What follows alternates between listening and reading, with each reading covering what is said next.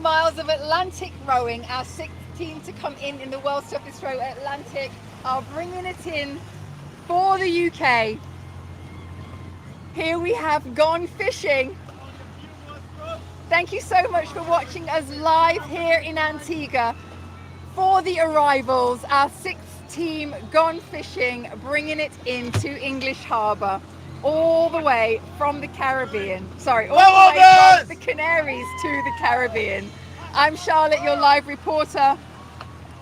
This is the World's Toughest Row Atlantic 2025, and these guys are just completing a 3,000-mile human endured row across the Atlantic Ocean. And they're giving it absolutely everything. Yes! Yes! Yes! Well done! Yeah! You've done it! Oh, the ultimate relief.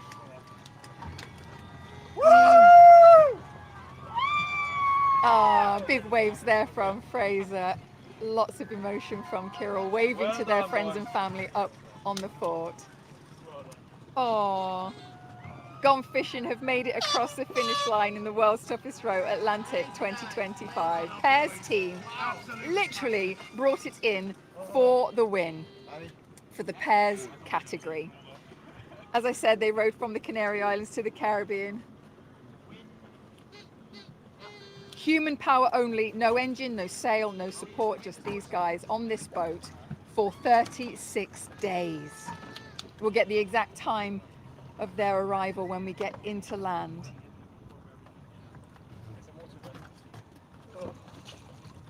They started the race on the 14th of January. Sorry, on the 14th of December. It is now the 19th of January 2026. On board, Fraser, Kirill, ages 30 and 31.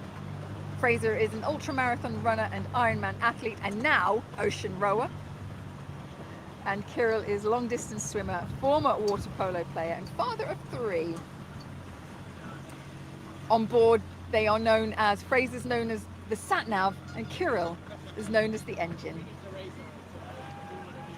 These guys have been rowing in a fleet of 43 teams. 20 countries representing in the race this year, and they are 2 of the 112 rowers that remain in the race. Oh, hip hip hoorays from everybody up on the fort. Thank you so much for watching, everybody. Keep your messages of support coming in. These guys are just setting themselves up now for a little celebration. Yeah, boys, you've done it!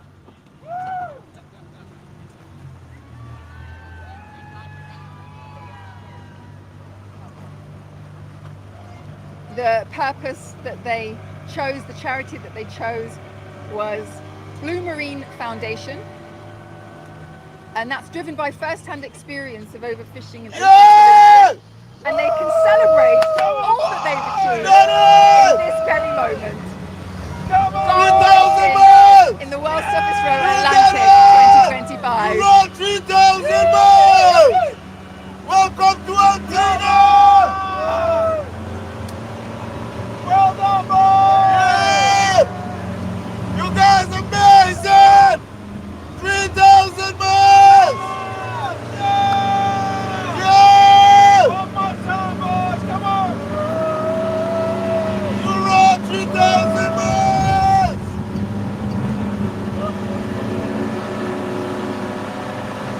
Yeah!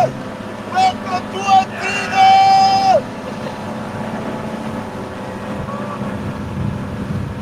Welcome to Antigua! You run 3,000 miles! Yes, they did. They absolutely nailed the 3,000 miles of Atlantic rowing.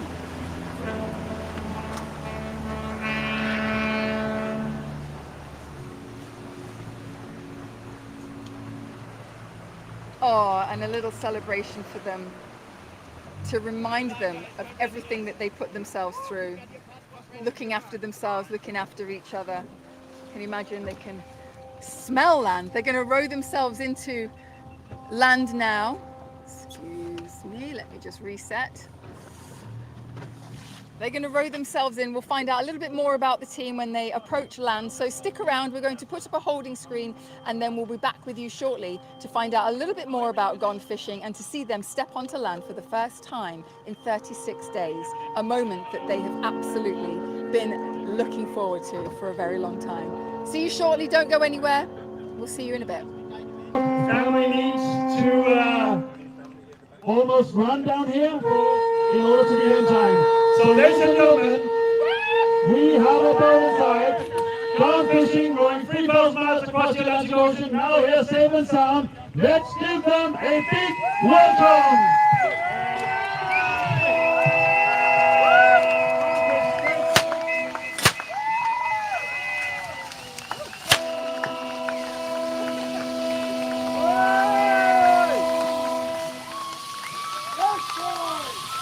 They started their journey last year, December 14th, Now here, 30 more meters, guys, and you have made it all the way across the Atlantic Ocean. Gone Fishing!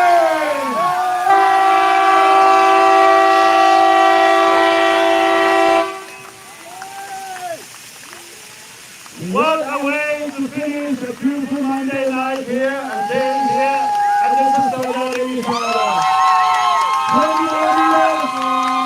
Grace and Carol have made it all the way to They cross the finish line with a sense of relief. Quite a lot of exhaustion. They really, really powered down to get in. Years of preparation leading to this very moment here. and we will see a perfect way to dock the boat. Carried out by Gone Fishing!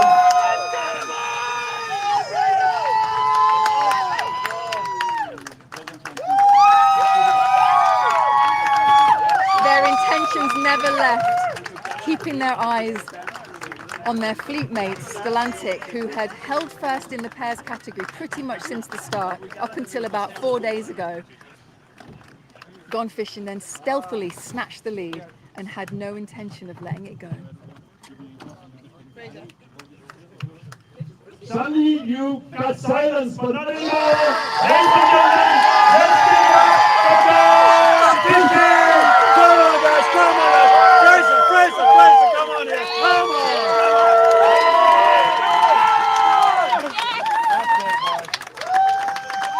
What an incredible journey these two inspirational friends have had. Not only did they pass Stellantic, but they also passed the four-man team, HMS Audacious, who were both of the teams who are due in Representing the tomorrow. United Kingdom, Grace and Carol from Gone Fishing!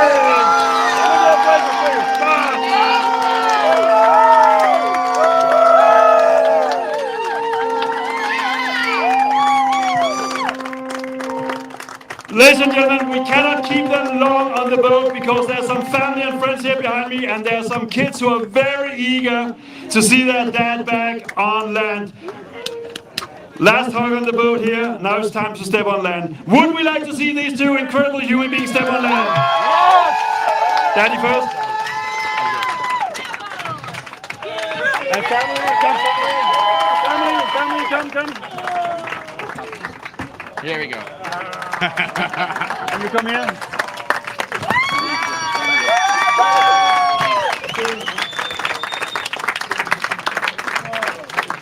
Emotional scenes here at the dockyard. There's definitely some kids here who missed their dad over Christmas, over New Year's.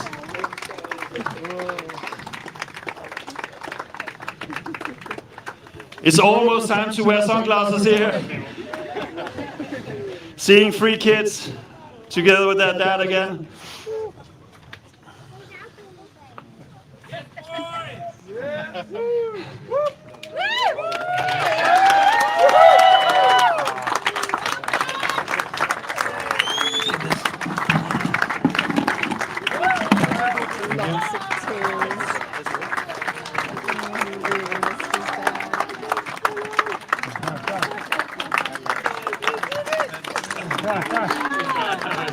I hear family members say you did it, and indeed they did. Gone fishing after 3,000 miles in that boat, not called Godfather, but Cutfather.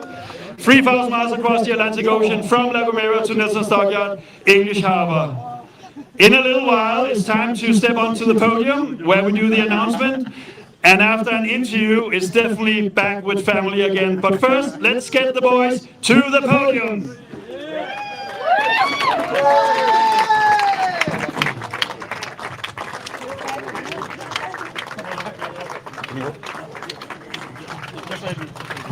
Let's take this. Now we get to find out the exact time it took them to row those 3,000 miles.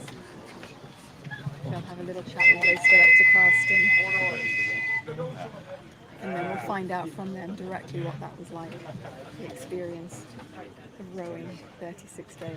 Ladies and gentlemen, here they are, Fraser and Kirill. We can see on the screen here how they looked in La Gomera, a few kilos away, and 3,000 miles away as well.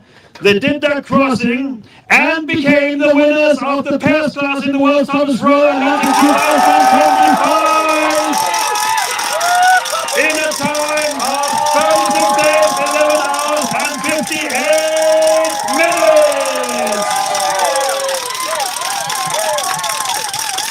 We have Kivinia here handing over some certificate of achievements from our adjudicator Ocean Rowing Stats, some gift bags with the I Rode Atlantic famous t-shirts in. Also some goodies, local goodies as well. So 36 days, 11 hours and 58 minutes. What a journey. You were not in the lead until not a long time ago.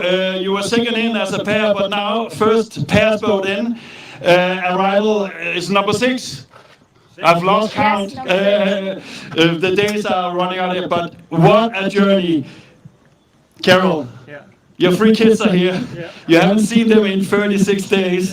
And I've seen them here today, this late afternoon, walking around, running around outside cover number here. How does it feel to be with them? It feels amazing. Just looking at my son Leo, he's in tears. I'm in tears. I was in tears on the way here. Look at the signs. We love gone fishing. Welcome home.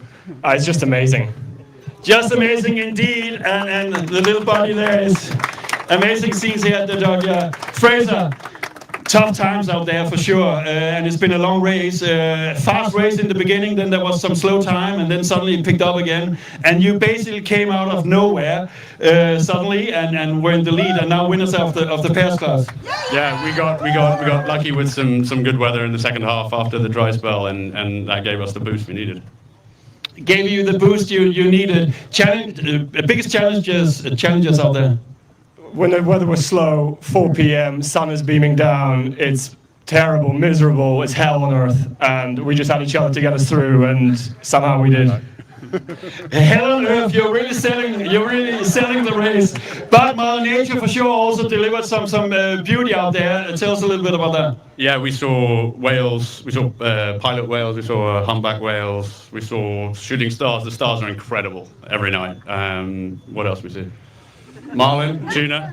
No fish though. For a team called Gone Fishing, we didn't catch any fish. I'm sure there will be some stories later on that you caught some big fish. You never know.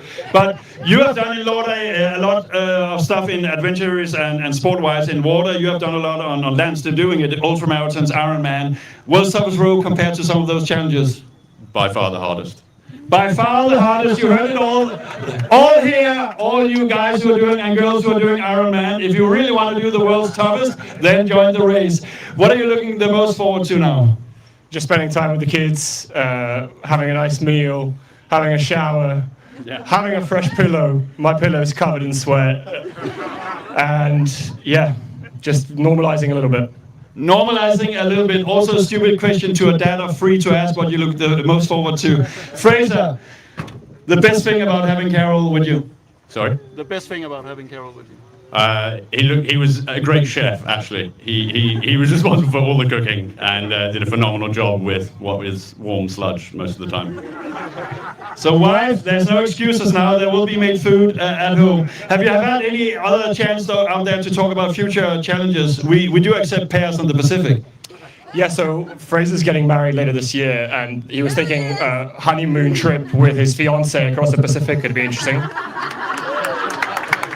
happy one over there. She's the happy-looking one over there. Are we getting a thumb up? You heard it all here, ladies and gentlemen, at Nilsson Stockyard, English Harbor. Gone fishing in 36 days, 11 hours and 58 minutes. Let's give the boys a big, big hip hip hooray. Gone fishing, hip hip! Hip hip! Hip hip!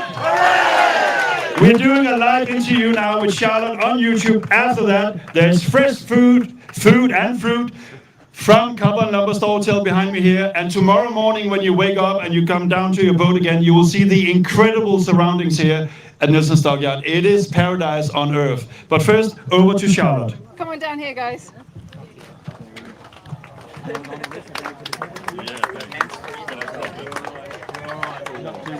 I'm very wobbly. It's all very normal.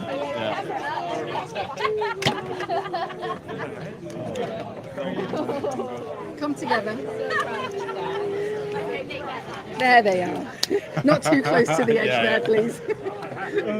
Absolutely incredible. Wow, you really brought that in at the last minute there. That was a fast finish, very fast finish. And what, 4 days? Have you been rowing 2 up the whole time?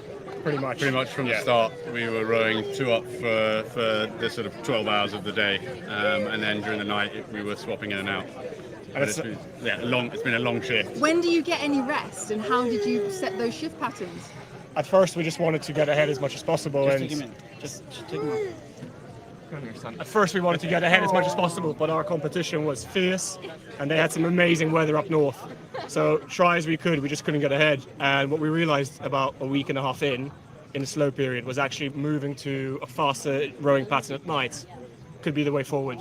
And so we went more aggressive at night, and over the long term, I think it helped us out. Yeah, got us out of the heat. Yeah, got us out of the heat at the very least. Top tip for any first teams out there. So when did the enormity of this challenge actually hit you?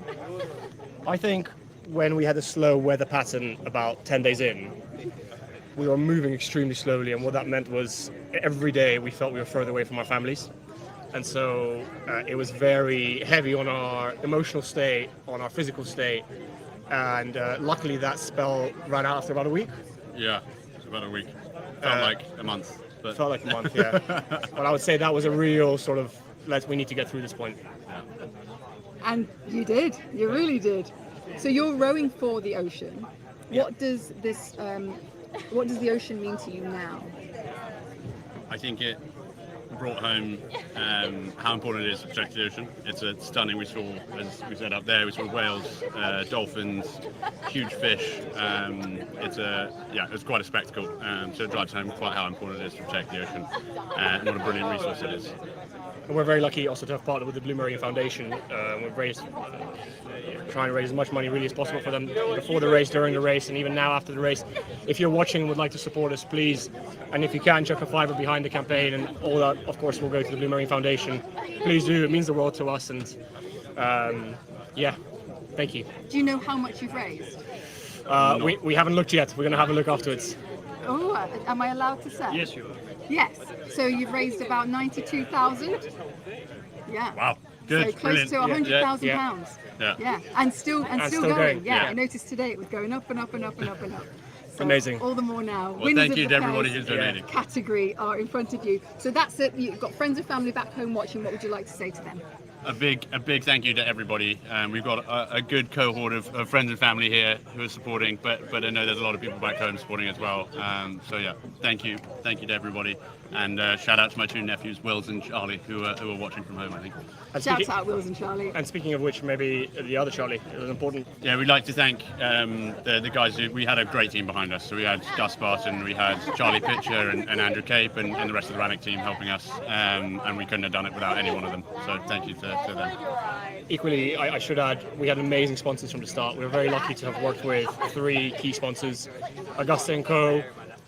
They're a titan in the renewable energy financial advisory world. We actually both work for Augusta, and so huge thank you from the bottom of our hearts to them, and also to Matheson and Firmex in law and technology respectively, came to back us very, very early on, and just made this possible for us. So a huge thank you to you there. And thank you to you. Now you can enjoy Antigua. Thank you. Oh, and more hugs, clearly, lots more hugs. Oh, he's not letting you go. So many Ready for tears. food? Yeah, we are. Yeah. We go over here. And very, very ready for food. As Scott Fishing are leaving the arrival area, let's give them another big applause. And stay tuned for 2 more arrivals in the morning. We have 2 teams coming in, HMS Audacious and Stellantic coming in. Thank you so much, everybody, for watching us live. Gone Fishing have rowed across the Atlantic and made it into Antigua after 36 days at sea, winning the pairs category all the way from the Canaries to the Caribbean, and not a bad place to end up, really, if I must say so myself. Okay, next up, you just heard Carsten say, HMS Audacious and Stellantic are rowing in. So HMS Audacious, 4-man team, Stellantic, 2-man team. HMS Audacious from the UK and Stellantic Swiss team, and you know they're fighting for that placement tomorrow. So between 7 and 8, I believe, tomorrow morning, Tuesday the 20th of January. So keep looking on our socials for updates as to when they are due. That's going to change depending on how fast they row and the conditions that they experience out at sea. If you haven't done so already, make sure that you download the YB Races app. That way you can track them for yourselves. We've still got lots more teams to come, 36, 37 to come. So keep an eye out on our socials, keep an eye on the YB Races tracker, and we look forward to seeing you in the morning for 2 more arrivals. Thank you for watching so far, and keep your messages of support coming in.